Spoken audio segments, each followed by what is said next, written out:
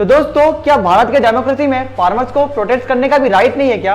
क्या दिल्ली इस देश की राजधानी नहीं है क्या कि वहां पर कोई प्रोटेस्ट करने नहीं जा सकता? आज जिस तरह से दिल्ली बॉर्डर के पास जो बैरिकेडिंग की गई है, जैसे लगता है कि वो कोई नेशनल बॉर्डर ना होकर कोई इंटरनेशनल बॉर्डर हो। और जैसे कि आप सब देख सकते हो कि बॉर्डर्स के पास इतनी सारे तामझाम, इतनी सारी चीजें लगा रखी गई है, इतनी मिलिट्रीज को खड़ा किया गया है, किसान दिल्ली के अंदर ना घुस पाए इसके लिए किसानों को बॉर्डर पे ही रोकने के लिए कितने सारे तामझाम किए गए, इतनी फोर्स को खड़ा किया गया है, आयरन ड्रोन्स का यूज किया जा रहा है। बस वहां पे थोड़ा रफाल्स और टैंक्स को भी उतार देते तो शायद से गवर्नमेंट उन लोगों को और अच्छी तरीके से रोक सकती थी। मुझे लगता है ड्रोन्स के थ्रू जो किसानों के ऊपर आंसू गोले दागे जा रहे हैं, ऐसा लगता नहीं कि हमारे देश के किसान है और वो प्रोटेस्ट करने आए, ऐसा लगता है कि वो जंग लड़ने आए और सरकार उनसे जंग लड़ रही है। ये भारत के लोकतांत्रिक शासन में ये कहां तक सही है, आप ही मुझे बताइए कमेंट में। तो दोस्तों, वापस मुद्दे पर आते हैं। अभी तक आपको पता ही चल गया होगा कि फार्मर्स प्रोटेस्ट कर रहे हैं और वापस कर रहे हैं। आप में से अभी बहुत लोग ये सोच रहे होंगे कि 2 साल पहले ही फार्मर्स ने प्रोटेस्ट किया था, वापस क्यों प्रोटेस्ट करना पड़ रहा है? तो दोस्तों, मैं आपको बता दूं कि 2 साल पहले जो प्रोटेस्ट हुआ था वो 3 कानून को लेकर, वो 3 कानून वापस तो ले लिए गए,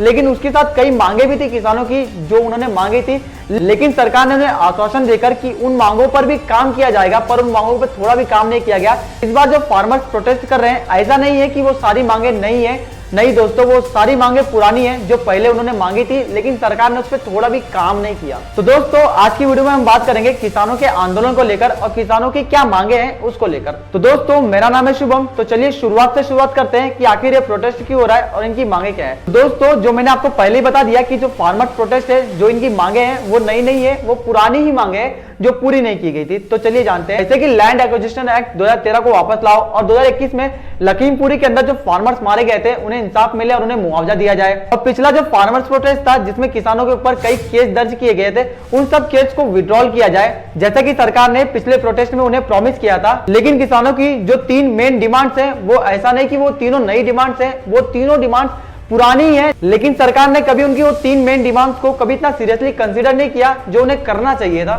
जिसके लिए आज फार्मर्स प्रोटेस्ट कर रहे हैं। वो 3 डिमांड्स ये है कि पहला, कि सरकार ने जो पहले बोला था कि एमएसपी के ऊपर वो तेजी से काम करेंगे। एमएसपी का मतलब होता है मिनिमम सपोर्ट प्राइस, जो किसानों को मिलेगा। मिनिमम सपोर्ट प्राइस वो प्राइस होता है जिसमें किसान अपनी फसल को एक मिनिमम रेट पे तो बेच ही सकता है। यानी मान लो अगर प्राइवेट मार्केट में किसान को उसकी फसल का अच्छा दाम नहीं मिल रहा है, तो वो सरकार को अपनी फसल को एक मिनिमम सपोर्ट प्राइस पे बेच सकता है, जिससे किसानों को यह आश्वासन होगा कि उनकी फसल अगर मान लो नहीं बिकती है तो सरकार एक मिनिमम सपोर्ट प्राइस पे उस फसल को जरूर खरीदेगी।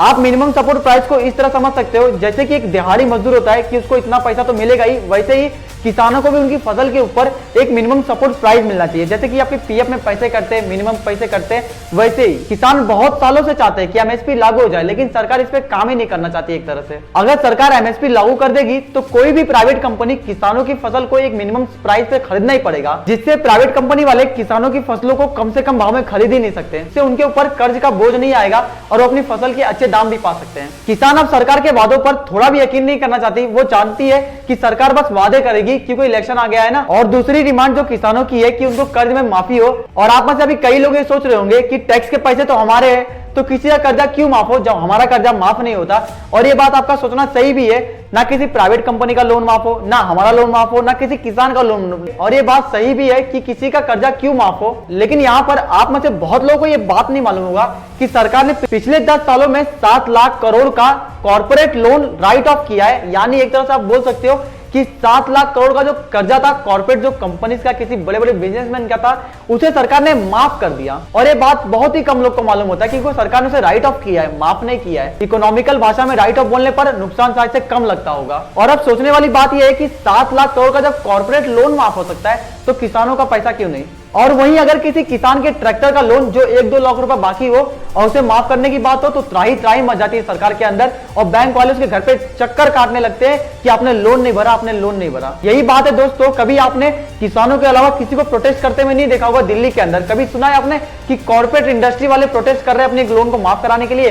क्योंकि सरकार तो वो काम चुपचाप ही कर देती है। और तीसरी जो डिमांड है किसानों की, वो स्वामीनाथन कमेटी की जो रिपोर्ट है उसे इम्प्लांट करने के लिए है। इस कमेटी की रिपोर्ट में किसानों के हक के लिए बहुत सारी चीजें थी, जैसे कि इस रिपोर्ट के अंदर ये था कि किसान जो लोन उठाएंगे वो कम से कम ब्याज पे हो, यानी 4% के आसपास के ब्याज पे उन्हें लोन मिलना चाहिए। और दूसरा ये था कि मान लो अगर किसानों की फसल बर्बाद हो जाती है तो उन्होंने जितना भी लोन लिया है उस लोन में से बस उनका जो ब्याज है वो माफ हो, जो मूलधन है वो पैसे वो चुकाएंगे ही, वो माफ ना होकर बस ब्याज माफ हो। ऐसी ऐसी चीजें उस कमेटी रिपोर्ट्स के अंदर थी। और स्वामीनाथन कमेटी की जो रिपोर्ट है वो बहुत सालों से पड़ी हुई है, लेकिन सरकार उस पर काम ही नहीं कर रही है। कांग्रेस की सरकार थी तो भी उसे टाला गया था और बीजेपी की सरकार में भी उसे टाला जा रहा है। किसानों को यह बात तो मालूम ही है कि 1 महीने बाद इलेक्शन है और इलेक्शन के टाइम पर ही सरकार से कोई ना कोई बात को मनवाया जा सकता है, क्योंकि सरकार इलेक्शन के टाइम पर ही तेजी से काम करती है और सुनती भी उसी समय है। और केंद्र सरकार ने भी दिल्ली को पूरी तरह से प्रोटेक्शन दे दी है कि जैसा गए साल हुआ था पिछले 2 सालों में कि किसान आंदोलन कैसे भड़क चुका था, दिल्ली में लाल किले पे किसान चढ़ गए थे, उस चीजों को रोकने के लिए